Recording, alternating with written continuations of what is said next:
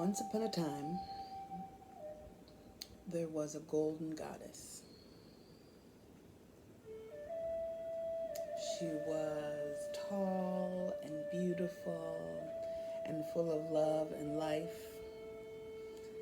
And she wandered around the planet looking for glorious adventure, looking for beauty, music, love. One day she was climbing a mountain. She was almost at the top, but she was getting tired. She was getting tired, and she decided that she was going to lay down just for a moment, catch her breath. And she laid down and curled up and fell asleep. Well, when she opened her eyes, she saw that she was covered with thousands and thousands and thousands of ants, fire ants, biting ants with large jaws, and she could feel them pinching into her. But thank God she was made of gold. You know, gold is also a little bit soft, so she could still feel them all over her and feel them biting. But there were so many of them that she couldn't get up. Well, she laid there for a moment. She struggled at first. She struggled at first to try to get up, and their numbers were too big. They were too strong. And each one of them was so tenacious and wanted a piece of her. And she didn't want to harm the ants, but she didn't know how to get loose. So she laid there, and she decided to meditate. Be still. Listen. Even as the bites came, she laid there and listened. For she was a goddess, and she knew that these creatures of the earth, though they were powerful in numbers, that they were also part of a bigger thing. So she listened for a message. She listened for the truth. She listened for her power. She was still so tired for her travelings, but she couldn't find the will to move and fight them, so she just listened. For days she listened. And then she heard the smallest voice come to her. And it said, "You are not alone." She listened again. "You are not alone." She paused, and she remembered that she was not the only golden goddess. She was not the only magical being.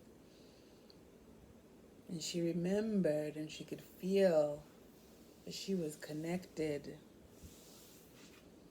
to a tribe, to her tribe. And even though she had been traveling and adventuring, she knew, and she'd always felt the presence of her tribe.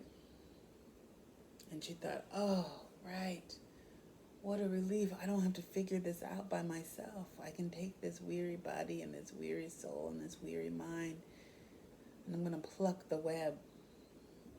I'm going to see if I can get the help. And so she did. She closed her eyes and she whispered into the wind. She reached out.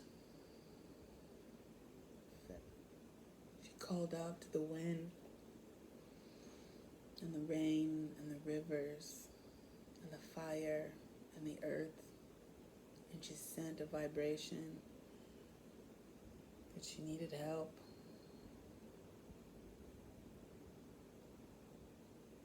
And the rivers ran to her, and the wind blew, and the fire burned, and the earth rumbled. And they came. came and they brushed the ants off of her gently, lovingly.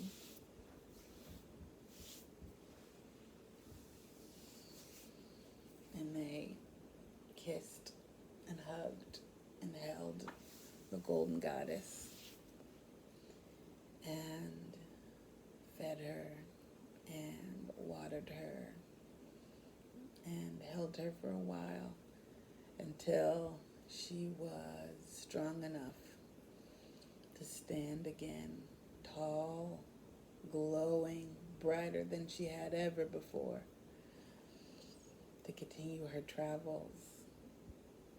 And the beauty of it was not only that this golden goddess got to continue her work on earth, but it was a reminder to everyone, all of the golden figures and even the ants, that we are not alone and we do not have to figure it all out by ourselves, and that we have created something incredible, something glorious here on earth, and that when we need to lean into it, when we are tired and hungry and thirsty, that we have each other,